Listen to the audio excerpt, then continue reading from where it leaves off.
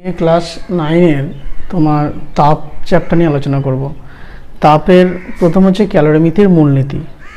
এটা ব্যাপারটা কি, ধরো আমরা শীতকালের দিনে যখন প্রচুর ঠান্ডা পড়ে কী হয়, সেই শীত জল নিয়ে তো ডাইরেক্ট চান করতে পারি না, সেই জলেতে একটু কী করি, গ্যাসে হয়তো একটু জল গরম করে সেই গরম জলটা ওই ঠান্ডা জলে মেশাই, দিয়ে মিশিয়ে তাহলে কি ওই ঠান্ডা জলের উষ্ণতার একটু বৃদ্ধি পায়, সেই জলে আমরা স্নান করি। যাই হোক, তাহলে এই যে তার মানে কি গরম জিনিসটা, তো গরম জলটা তাপ ছাড়লো এবং শীতল জলটা তাপ গ্রহণ করলো। এটা কতক্ষণ চলবে? যতক্ষণ না উভয়ের উষ্ণতা কিন্তু সমান হবে। এই যে উভয়ের উষ্ণতা যে সমান হবে এইটাকে বলা হয় তাপীয় সাম্যাবস্থা। তার মানে এটা কি হলো, যে দুটো ভিন্ন উষ্ণতার বস্তু পরস্পরের সংস্পর্শে থাকলে উষ্ণ বস্তু কর্তৃক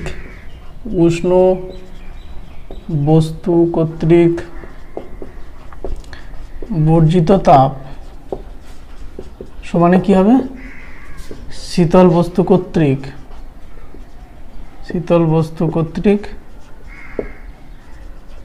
গৃহীত তাপ। তার মানে যেটা গরম বস্তু সেটা তাপ ছাড়বে এবং যেটা শীতল বস্তু সেটা হচ্ছে তাপ নেবে। এটা হচ্ছে ক্যালোরিমিতির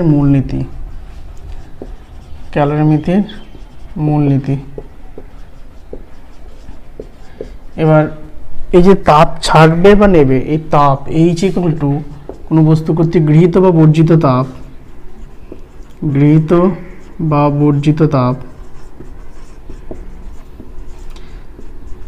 H = কি হয়, m × s × t।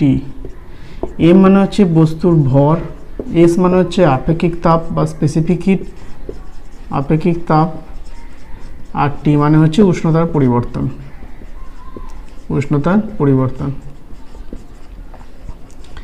এবার আপেক্ষিক তাপ বলতে কি বোঝায়? ভরটা জানো, উষ্ণতার পরিবর্তন জানো, আপেক্ষিক তাপ বলতে কি বোঝায়? আপেক্ষিক তাপ হচ্ছে একক ভরের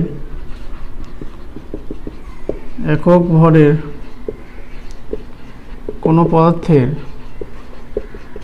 উষ্ণতা একক বৃদ্ধি করতে যে তাপ প্রয়োজন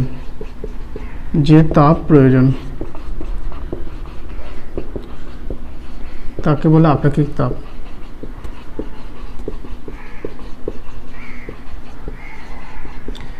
তাহলে একক ভরের কোনো পদার্থের উষ্ণতা একক বৃদ্ধি করতে যে তাপ প্রয়োজন তাকে বলে আপেক্ষিক তাপ। এই সংজ্ঞাটা কিন্তু অনেকের কাছে ক্লিয়ার হলো না, আমি একটা ম্যাথমেটিক্যাল এক্সপ্রেশন দিয়ে বলে যাচ্ছি। আপেক্ষিক তাপ হয় দু রকম, একটা যে স্থির চাপে আপেক্ষিক তাপ, স্থির আয়তনে আপেক্ষিক তাপ। তাহলে আমি নর্মাল সি দিয়ে লিখছি, সি মানে হচ্ছে ডিটি, সি = dq বা dt। তার মানে একক ভরের কোনো পদার্থের উষ্ণতা একক বৃদ্ধি করব, এই ডিটি হচ্ছে তার মানে একক হবে। এই একক উষ্ণতা বৃদ্ধির জন্য, মানে এইটা হচ্ছে উষ্ণতা বৃদ্ধির জন্য যে তাপ প্রয়োজন, তার মানে এই নিচের টার্মটা 1 হয়ে গেছে, একক উষ্ণতা বৃদ্ধি মানে ডিটিটা হচ্ছে 1। যদি ডিটিটা 1 হয়ে যায় তাহলে সি সমান dq হয়ে গেলে, সিটা হচ্ছে আপেক্ষিক তাপ। বৃদ্ধি করতে যে তাপ প্রয়োজন, তাপ মানে হচ্ছে ডিকিউটা হচ্ছে তাপ, সে যে তাপ প্রয়োজন হবে সেটা এর সাথে সমান হয়ে যাবে। তার মানে যখন এই ডিটিটা 1 হয়ে গেল তখন এটা সমান এটা হয়ে গেল, তার মানে এইটা যেটার সংজ্ঞা সেটাই এটা হয়ে গেল। ঠিক আছে, তাহলে একক ভরের কোনো পদার্থের উষ্ণতা একক বৃদ্ধি করতে যে তাপ প্রয়োজন, এই তাপটা প্রয়োজন, সেই তাপটাকে বলা হয় ওর আপেক্ষিক তাপ। সেক দেওয়ার বোতলে বা দেখবে হট ব্যাগে তোমার জল ব্যবহার করা হয় কেন, গরম জল ব্যবহার করা হয় কেন? কারণ আপেক্ষিক তাপ জলের সবচেয়ে বেশি, যে কোনো লিকুইড বা কঠিনের থেকে তোমার জলের আপেক্ষিক তাপ বেশি।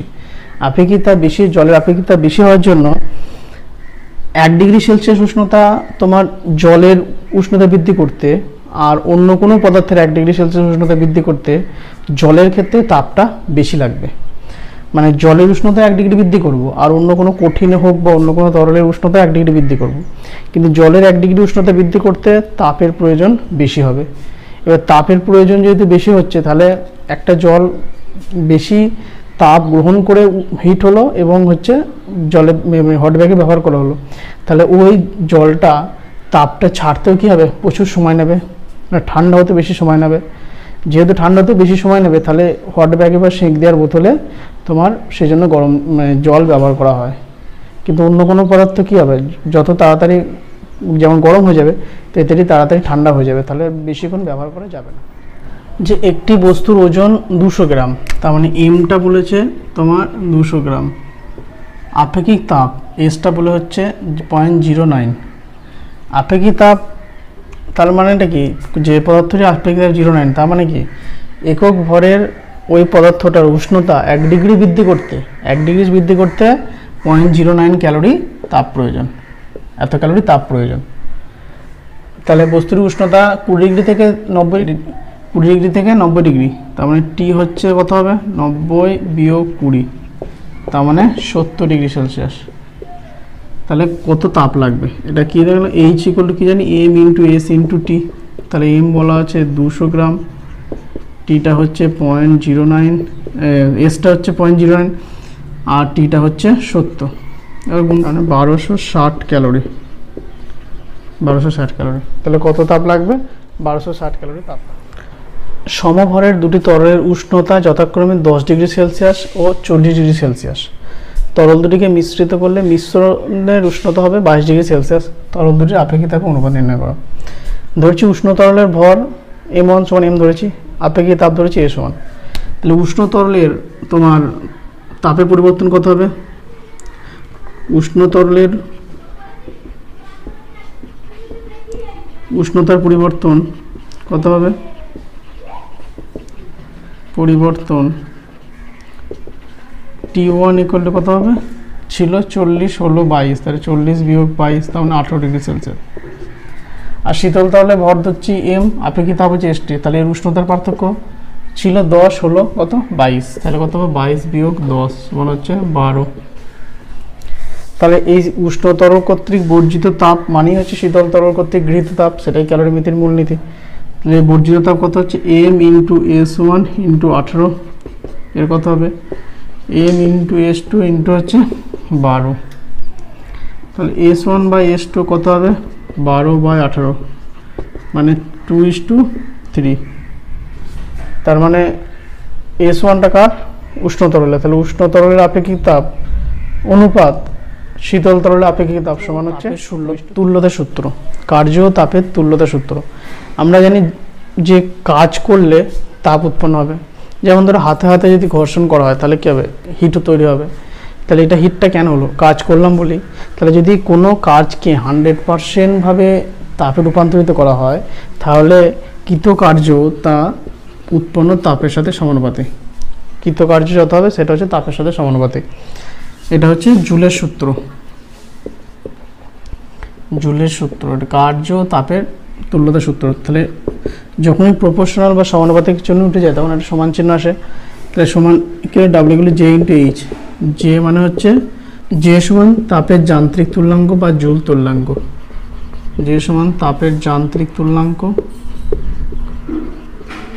বা জুল তুল্যাঙ্ক। এই জে এর মান হচ্ছে 4.2 joule per calorie, 4.2 joule per calorie. এই ভ্যালুটা কিন্তু মনে রাখতে হবে, 4.2 জুল পার ক্যালোরি। এবার এই জুলের সূত্র রিলেটেড একটা অঙ্ক বলছে যে একটা অমসৃণ তলের উপর দিয়ে একটি বস্তুকে অনুভূমিকভাবে 10 মিটার টেনে নিয়ে যাওয়া হলো, তাহলে কত তাপ উৎপন্ন হবে। তাহলে প্রথম কথা হচ্ছে কৃতকার্য কত, এখানে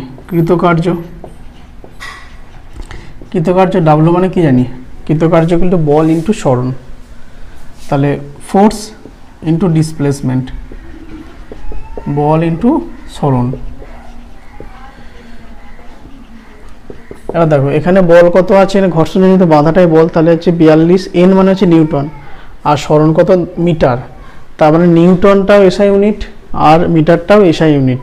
তাহলে দুটোই যেহেতু এসআই ইউনিট আছে কোনো কিছু চেঞ্জ করতে হবে না। কিন্তু অঙ্ক করতে গেলে একটা খেয়াল রাখবে, যদি ধরো এটা নিউটন আছে, এটা হয়তো সেন্টিমিটারে আছে, তাহলে কিন্তু নিউটনটাকে তুমি হয়তো ডাইনে করতে পারো অথবা সেন্টিমিটারটাকে মিটারে করতে পারো, মানে দুটোকে একই ইউনিটে যেন হয়, এসআই হলে এসআই, দুটোই সিজিএস হলে সিজিএস। বাট এখানে দুটো এসআই দেওয়া আছে সেই জন্য কিছু চেঞ্জ করতে হবে না। তাহলে ফোর্স কত, এখানে 42, ডিসপ্লেসমেন্ট কত 10, তার মানে কৃতকার্য কত হলো 420।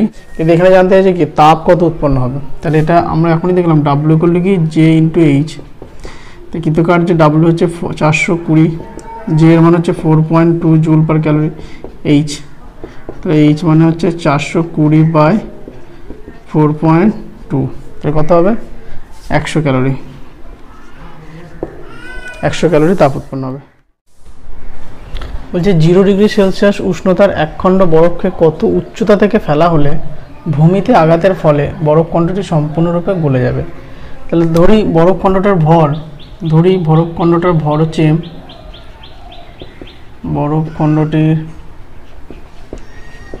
ভর সমান হচ্ছে m, আর ধরি এইচ উচ্চতা থেকে ফেলা হলে ওটা গলে যাবে, সেটা থেকে ফেলা হলে এটা গলে যাবে। তাহলে ভূমিতে আঘাতের আগে বরফ খণ্ডটির গতিশক্তি কত? ভূমিতে আঘাতের আগে ওর গতিশক্তি, তাহলে ভূমিতে আঘাতের আগে কোথায় লিখবে? গতিশক্তি সমান স্থিতিশক্তির হ্রাস সমান কি হচ্ছে m into G into H. এবার আমরা কি জানি W ইকুয়াল টু কি জে ইন্টু এইচ, তোমার জুলের সূত্র অনুযায়ী। এই যে ভূমিতে আঘাতের আগে এই গতিশক্তিটাই কি হবে? এটাই তাপ শক্তিতে রূপান্তরিত হবে। এই গতিশক্তিটাই কি হবে? তাপ শক্তিতে রূপান্তরিত হবে। তার মানে তোমার এইচ ইকুয়াল টু কি ডাব্লু বাই জে, তাহলে H equal to W by J, তাহলে ডাব্লু মানে হচ্ছে কি যে M into G into H by হচ্ছে জে। এবার বরফ গলনের নির্তাপ কত হয়? 80 ক্যালোরি পার গ্রাম, 80 ক্যালোরি পার গ্রাম। তার মানে 1 গ্রাম বরফকে 0 ডিগ্রি সেলসিয়াস উষ্ণতায় 1 গ্রাম জলে পরিণত করতে কি হয়? 80 ক্যালোরি তাপ লাগে। তাহলে m গ্রাম বরফ আছে, এখানে বরফের ভর ধরেছে m গ্রাম, তাহলে m গ্রাম বরফকে তরলে পরিণত করতে তাপ লাগবে 80 ইন্টু m গ্রাম। তাহলে এইচ এর জায়গায় লিখবো 80 ইন্টু m মানে হচ্ছে m ইন্টু এসআই, এই সিজি এসে 980, এইচটা জানি না, এইচটা বার করতে হবে। এটা কত হবে? জে এর ভ্যালু 4.2 ইন্টু 10⁻7 আর্ক পার ক্যালোরি। তাহলে এইচ কত হবে? তাহলে এইচ হচ্ছে 80 ইন্টু 4.2 ইন্টু 10⁻7 বাই হচ্ছে 980 সমান 34.286 ইন্টু 10⁵ সেন্টিমিটার, 34.286 10⁵ সেন্টিমিটার। তাহলে এই অঙ্কটা বেশি বড় নয়, শুধু জিনিসটা কনসেপ্ট ক্লিয়ার রাখতে হবে, বুঝতে হবে যে তাহলে বরফ খণ্ডের ভর ছিল এত, তাহলে এই বরফ খণ্ডের উপর থেকে পড়ছে, তার মানে তার গতিশক্তি সমানই কি হচ্ছে স্থিতিশক্তির হ্রাস, সমানে সেটা হচ্ছে mgh। তাহলে এটা আমরা জানি W সমান jh। এই যে গতিশক্তিটা কী হবে? সম্পূর্ণরূপে তাপ শক্তিতে রূপান্তরিত হবে। তারপরে h সমান W বাই জে, W জায়গাটা বসালাম জে, আর জে এইচ মানে হচ্ছে বরফ গলনের নির্তাপ 80 ক্যালোরি পার গ্রাম, মানে 1 গ্রাম বরফকে 0 ডিগ্রি সেলসিয়াস উষ্ণতায় 1 গ্রাম জলে পরিণত করতে 80 ক্যালোরি তাপ লাগে। তাহলে m গ্রামকে জন্য 80 m ক্যালোরি তাপ লাগবে। তা 80 m সমানই হচ্ছে এইটা, এইচ এর ভ্যালু বেরিয়ে গেল। এটা হচ্ছে অ্যান্সার।